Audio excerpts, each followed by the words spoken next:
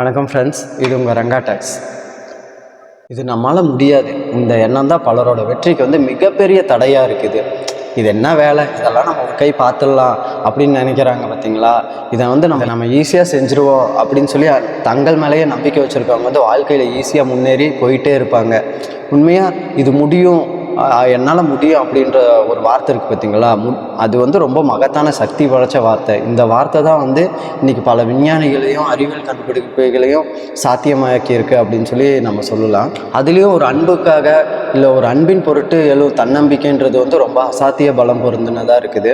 நம்ம நேசத்துக்கு உரியவங்களுக்காக ரொம்ப முனைப்போடு நம்ம செய்கிற ஒரு காரியம் பாராட்டையும் வெற்றியும் தாண்டி மிகப்பெரிய ஒரு உந்து சக்தியாக தன்னம்பிக்கையாக நம்மளுக்குள்ள அது ரொம்ப மிகப்பெரிய வெற்றியாக நம்மள்கிட்ட நிலச்சி நிற்கிது அப்படின்னு சொல்லலாம். இதுக்கு ஒரு நல்ல உதாரணம் ஒரு உண்மை சம்பவம், அமெரிக்காவில் நடந்த ஒரு உண்மை சம்பவம் இருக்குது. ஒரு இசையாசிரியர் இருக்கார். அவர் ஸ்கூல்லேருந்து இசை பள்ளியிலேருந்து ஓய்வு பெற்று பின்னாடி வருமானத்துக்காக சில மாணவர்களை வச்சு பியானோ கிளாஸ் சொல்லி கொடுத்துட்ருக்காரு. அவரோட பேர் பார்த்திங்கன்னா ஹானர். பியானோ கற்றுக்கிறதுக்காக அவர்கிட்ட சில மாணவர்கள் இருக்காங்க. அவனத்தில் ஒருத்தர் பேர் தான் ராஃபி. அவர் 11 வயசு பையன். இப்போது சில ஆசிரியர்கள்லாம் இருக்காங்கன்னு பார்த்திங்கன்னா அவங்களுக்கு மாணவர்களை பார்த்தாலே கண்டுபிடிச்சிருவாங்க, இவன் நல்லா படிக்கிறான், இவன் ஜம்முன்னு வருவான் அப்படின்னு சொல்லி கணிச்சிருவாங்க. சில மாணவர்களை பார்த்தா இது எங்கே தேரப்போகுது, இவெல்லாம் இந்த இதுக்கெல்லாம் செட் ஆக மாட்டான் அப்படின்னு சொல்லி சில மாணவர்களை அவங்க கணிச்சு வச்சுருப்பாங்க. அதில் ராஃபி 2வது வகையை சேர்ந்தவங்க. எப்போ பார்த்தாலும் அழுது வடிஞ்ச மூஞ்சோட எதுலேயும் ஆர்வம் இல்லாமல் ரொம்ப இறுகி போன முகத்தோடவே சுற்றிட்டு இருப்பான். ஆசிரியர் ஹானருக்கு இவன் ஏன் பியானோ கற்றுக்கிறதுக்கு இவனெல்லாம் அனுப்புகிறாங்க, இவன் ஏன் கிளாஸுக்கு நம்மளை தொல்லை பண்ணுறான் அப்படின்னு சொல்லி தான் அவனை பார்த்தாலே ஆசிரியருக்கு தோணும். இத்தனைக்கும் அவனை ஸ்கூலில் சேர்க்கறதுக்கு அவங்க பேரண்ட்ஸ் கூட வந்திருக்க மாட்டாங்க. யாரோ ஒருத்தர் மூலமாக தான் அவங்க பேரண்ட்ஸ் அவனை அனுப்பிவிட்டு அவன் பியானோ கிளாஸில் சேர்ந்துருப்பான். அவங்க அம்மா பார்த்தா ஒரு சிங்கிள் மதராக இருப்பாங்க. எப்போவுமே எப்போயாச்சும் அவங்க அம்மா அவனை கூப்பிட்டு போக வருவாங்க. வந்தாலுமே ஸ்கூலுக்கு வெளியில் ஒரு பழைய காரில் வெயிட் பண்ணிகிட்ருப்பாங்க. ஆசிரியர் பார்த்தாருன்னா அவங்கள பார்த்து ஒரு சின்ன ஸ்மைல் பண்ணிவிட்டு தலையை நிமிர்ந்து பார்த்துட்டு அதோட வந்துடுவாங்க. ஆசிரியர் நினைச்சபடியே ராஃபி பியானோ கற்றுக்கிறதுல ரொம்ப ஆர்வம் இல்லாமல் ஆர்வம் காட்டாமல் அப்படியே சும்மா தான் இருக்கிறான். அவர் ஆசிரியர் சொல்கிறதையும் எதுவுமே கேட்காம தானாக எதையோ செஞ்சுட்டு ஆசிரியர்கிட்ட இது எப்படி செய்கிறது, என்ன கற்றுக்கணும்னு ஆர்வம் இல்லாமல் கேள்வியும் கேட்காம அப்படியே வந்தோமா போனோமா அப்படின்னு சொல்லியிருக்கிறான். ஆனால் சில மாணவர்கள்லாம் பார்த்திங்கன்னா இன்னும் கொஞ்சம் நேரம் ஆசிரியர் அதிகமாக கற்றுக் கொடுக்க மாட்டாரா அப்படின்னு சொல்லி காத்துட்ருப்பாங்க. ஆனால் ராஃபி கிளாஸ் முடிஞ்சதுமே வீட்டுக்கு ஓடுறதுலையே தான் குறியாக இருப்பான். ஆனாலும் அவனோட ராஃபியோட அம்மா அவனை பியானோ கிளாஸ்க்கு தொடர்ந்து அனுப்பிட்டே இருக்கிறாங்க. ஒரு நாள் ஆசிரியர் ராஃபியை கூப்பிட்டு, இங்கே பாரு ராஃபி, நீ ரொம்ப மெதுவாக கற்றுக்கிற, உன்னை விட சின்ன பசங்கள்லாம் அடுத்தடுத்த லெவலுக்கு போயிட்டே இருக்கிறாங்க, நீ இவ்வளோ ஸ்லோவாக கற்றுக்கிட்டீங்கன்னா பெரிய பியானோ ஆர்டிஸ்டாலாம் வர முடியாது அப்படின்னு சொல்லி சொல்கிறாங்க. உடனே இவன் சொல்கிறான், நோ மிஸ்டர் ஹானர், எங்கள் அம்மாவுக்கு நான் பியானோ வாசிக்கிறதுன்றது மிகப்பெரிய கனவு. அவங்களுக்கு நான் ஒரு நாள் கண்டிப்பாக நான் கற்றுக்கிட்டு பியானோ வாசித்து காமிப்பேன். அவங்க அதை காதார கேட்டு ரசிப்பாங்க, கண்டிப்பாக இது நடக்கும் அப்படின்னு சொல்லி ரொம்ப உறுதியாக சொல்கிறான். இப்படியே சில வாரம் போது ஒரு நாள் பார்த்தா ராஃபி கிளாஸுக்கு வராமல் இருக்கிறான். சரி, பையனுக்கு உடம்பு சரியில்லாமல் இருக்கும் போல், அடுத்தடுத்த கிளாஸில் வந்துடுவான் அப்படின்னு சொல்லி ஆசிரியர் பார்க்குறாரு. ஏன்னா அது வாரத்துக்கு 3 நாள் மட்டும் நடக்கிற கிளாஸு. அதுக்கு அடுத்த கிளாஸ்லேயும் அவன் ஆளையே காணோம். அப்போது ஆசிரியர் அவன் பேசிக் மட்டுக்கு தானே கற்றுட்ருக்கிறான், இன்னும் பெருசாக எதுவும் கற்றுக்கிறதுக்கு ஆர்வமும் இல்லாமல் இருக்கிறான். சரி, அவன் கிளாஸுக்கு வரலன்னா ஒன்றும் பிரச்சனை இல்லை, நல்லது தான், வராமல் இருந்தால் இருந்துட்டு போட்டோம் அப்படின்னு சொல்லி அசால்ட்டாக விட்டுடுறாரு. இப்படியே சில நாட்கள் போயிட்டுருக்குது. அப்போ ஆசிரியருக்கு மாகாணத்துலேருந்து ஒரு அழைப்பு வருது. நகர நிர்வாகம் நீங்கள் உங்கள் மாணவர்களை வச்சு ஒரு பெரிய இசை நிகழ்ச்சி, பியானோ நிகழ்ச்சி நீங்கள் நடத்தணும் அப்படின்னு சொல்லி அவருக்கு ஒரு அழைப்பு வருது. அப்போ அவர் என்ன பண்ணுறாருன்னா, அவரோட முன்னாள் மாணவர்கள் அப்புறம் இப்போ இருக்கிற மாணவர்களெல்லாம் இந்த பியானோ இதில் கலந்துக்கணும்னு சொல்லி ஒரு விளம்பரம் வெளியிடுறாரு. இந்த அறிவிப்பு ராஃபியும் பார்க்குறான். அன்றைக்கி சாயந்தரம் ஆசிரியருக்கு ஒரு ஃபோன் கால் வருது. அதில் பார்த்தா ராஃபி தான் பேசுகிறான். குட் ஈவினிங் மிஸ் ஹானர், உங்களோட அறிவிப்பை நான் பார்த்தேன், நானும் அந்த இசை நிகழ்ச்சிகளை கலந்துக்கலாம் அப்படின்ட்டு இருக்கிறேன் அப்படின்னு சொல்லி சொல்கிறான். ஒரு நிமிஷம் டீச்சருக்கு என்ன பேசுகிறதுனே தெரியல. ஒரு நிமிஷம் ஸ்டன்னாகி நின்றுறாரு. அதுக்கப்புறம் அப்படியே பேச ஆரம்பிக்கிறாரு. இதோ பார் ராஃபி, நீ இது மிகப்பெரிய கான்செப்ட்டு, நல்லா ப்ரொஃபஷ்னலாக ட்ரெயின் ஆன பசங்க மட்டும்தான் கலந்துக்க போகிறாங்க. ஆனால் நீ பேசிக்கு மேலே கொஞ்சம் தான் உனக்கு தெரியும், நடுவில் வரை நீ மிகப்பெரிய பிரேக் எடுத்திருக்க, நீ கிளாஸுக்கு வர்றதே இல்லை, சுத்தமாக உனக்கு சுதியே நிற்கிறது இல்லை, நீ எப்படி இதில் கலந்துக்க முடியும், நீ எல்லாம் வேண்டாம் அப்படின்னு சொல்லி சொல்கிறாரு.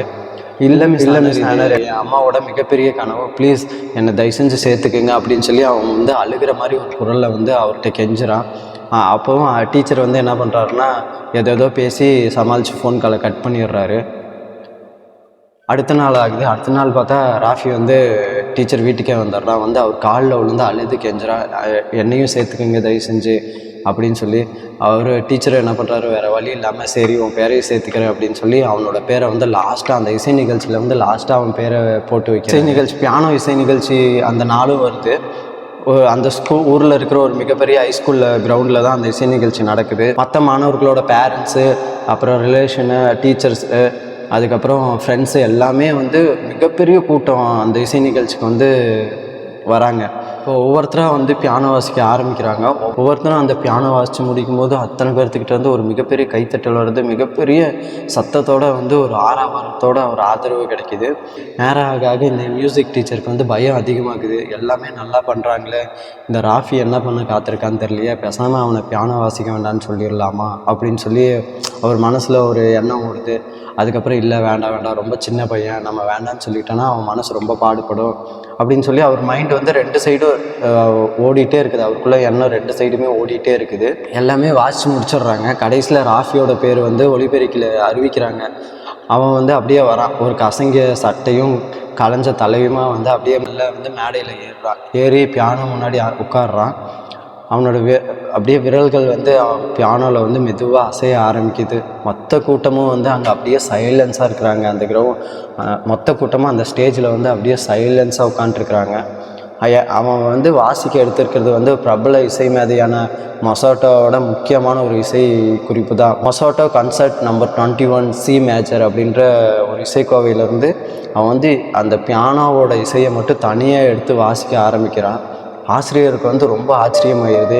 இவன் வந்து இதை எப்படி தேர்ந்தெடுத்தான், இதை முழுசாக வாசித்து முடிச்சிருவானா, ஏன்னா அரங்கத்தில் இத்தனை இசை விமர்சகர்கள், இசையோட நல்ல இசை தேர்ந்து கற்றிருந்த ஆசிரியர்கள்லாம் இருக்காங்க, என்ன சொல்லுவாங்க, பத்திரிகையில் வந்து நாளைக்கு என்ன எழுதுவாங்க அப்படின்னு சொல்லி அவர் ரொம்ப பதட்டமாக இருப்பார்.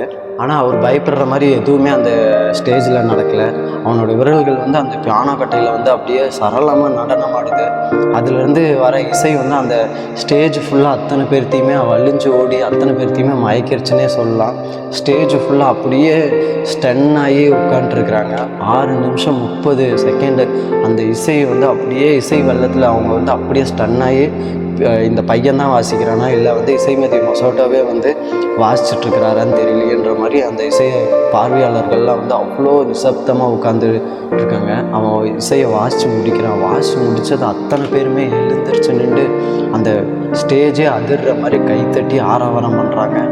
இந்த சின்ன வயசில் இப்படி ஒரு இசையை இவனுக்குள்ள அப்படின்னு சொல்லி எல்லாமே பாராட்டுறாங்க. பாராட்டி அத்தனை பேரும் வந்து அவனுக்கு வந்து அவ்வளோ பாராட்டுகளை வந்து வழங்குறாங்க. எல்லாரும் பாராட்டிட்டு போனதுக்கப்புறம் அப்படியே ஆசிரியர் வந்து அவன் பக்கத்தில் வராரு. ரஃபி, இப்படி உன்னால் பிரமாதமாக வாசிக்க முடிஞ்சிச்சு, உனக்குள்ளே இப்படி ஒரு திறமையா, நீ கிளாஸுக்கே சரியாமல் வராமல் இருந்தியே, எப்படி உனக்குள்ளே இவ்வளோ ஒரு திறமை அப்படின்னு சொல்லி கேட்குறாரு. அப்போ அவன் சொல்கிறான், ஒன்றுமில்லை ஹனர், என் அம்மாவுக்கு வந்து நான் பியானோ வாசிக்கணுன்ற ஆசை வந்து மிகப்பெரிய ஆசையாக இருந்துச்சு. நான் பியானோ வாசித்து அவங்க கேட்கணுன்ற ஆசை வந்து மிகப்பெரிய ஆசையாக இருந்துச்சு. அதனால தான் என்னை பியானோ கிளாஸ்லேயே கொண்டு வந்து சேர்த்து விட்டாங்க. அவங்களுக்கு வந்து காது கேட்காது, அவங்களுக்கு கேன்சரும் இருந்துச்சு. அவங்களுக்கு காது கேட்காதனால நம்ம என்ன வாசித்தா என்ன, அவங்க என்ன கேட்கவா போகிறாங்கன்னு சொல்லி ரொம்ப அசால்ட்டாக இருந்துட்டேன். ஆனால் இப்போ கொஞ்ச நாளைக்கு முன்னாடி எங்கள் அம்மா இறந்துட்டாங்க. இப்போது என் கூட அவங்க இல்லை. இப்போ நான் வாசித்தா அவங்க எங்கே இருந்தாலும் கேட்க முடியும்னு எனக்குள்ளே ஒரு நம்பிக்கை இருந்துச்சு. அது அந்த நம்பிக்கையில் வந்து நான் மேலும் இசையை பியானோவை பற்றி தெரிஞ்சு தேட ஆரம்பித்தேன், கற்றுக்க ஆரம்பித்து வாசிக்க ஆரம்பித்தேன் அப்படின்னு சொல்லி அவன் சொல்லிகிட்டே இருக்கிறான். உடனே ஆசிரியர் வந்து அவன் தோலை பிடிச்சி அவனை கட்டி பிடிச்சி அப்படியே கண்ணில் நீர் வழிய அழுக ஆரம்பிச்சிடுறாரு. அவர் அப்படியே அந்த அழுக ஆரம்பித்து அப்படியே அழுதுகிட்டே இருக்கிறாரு. அவர் மனசுக்குள்ளே வந்து அவன் வாசித்த அந்த மொசாட்டோவோட இசை வந்து திரும்ப மனசுக்குள்ளே ஒழிச்சிக்கிட்டே இருக்குது. இதோட இந்த கதை வந்து முடியுது. இதிலேருந்து என்ன நம்ம தெரிஞ்சுக்கிறோன்னா, தன்னம்பிக்கைன்றது வந்து நம்ம எல்லாத்துக்குள்ளேயும் மிகப்பெரிய வேரூன்றி இருக்கணும். நம்ம ஃபஸ்ட்டு வந்து நம்பணும். நம்மளை நம்பி நம்ம ஒரு காரியத்தில் இறங்கணுன்னா நம்மளுக்கு வந்து அந்த விஷயம் வந்து வெற்றியாக கண்டிப்பாக இருக்கும். நம்மளால் முடியாது, இது எப்படி நம்மளால் பண்ண முடியும், இது நம்மளுக்கெல்லாம் இது செட் ஆகாது அப்படின்னு சொல்லி நம்ம வந்து எதையுமே ஒதுக்கிட்டு போகக்கூடாது. நம்மளுக்கு வந்து மிகப்பெரிய ஆசை இருக்கும், இது நம்ம பண்ணி பார்க்கணும், இல்லை இதில் வந்து நம்ம டேலண்ட்டாக இருக்கணும் அப்படின்னு சொல்லி. ஆனால் சில பேர் விமர்சனம் பண்ணிடுவாங்க அப்படின்னு சொல்லி நம்ம வந்து ஒதுங்கி போகவே கூடாது. நம்மளால் முடியும், ஃபஸ்ட்டு நம்மளை வந்து நம்ம நம்பணும். நிறைய பேர் அப்போ தான் வந்து நம்ம முன்னாடியே போயிட்டாங்கன்னு தெரியுமா? வெற்றி கிடைக்கும். எப்போதும் எனக்கு நானே சொல்லிக்கொள்ளும் அறிவுரை உண்டு. அது என்னவென்றால், உன்னை நீயே நம்பவில்லை என்றால் வேறு யார் நம்புவார்கள் அப்படின்னு சொல்லி அமெரிக்காவோட பெரிய பேஸ்கெட் பால் வீரர் ஜா மொரண்டோ அப்படின்றவர் வந்து சொல்லுவார். அதுதான் வந்து 100% உண்மை. நம்மளை ஃபஸ்ட்டு நம்ம நம்பணும், அப்போ தான் வந்து அடுத்தவங்க நம்புவாங்க. நம்மளையே நம்ம நம்பாட்டி வேறு யாரையும் நம்ப போகிறதில்ல. அதனால நம்மளுக்குள்ளே இருக்கிற தன்னம்பிக்கையும் நம்பிக்கையும் நம்ம இன்றைக்கே வந்து செயல்படுத்தி அதில் வெற்றி காணணும்னு சொல்லி நான் உங்களெல்லாம் சொல்கிறேன். பாய்.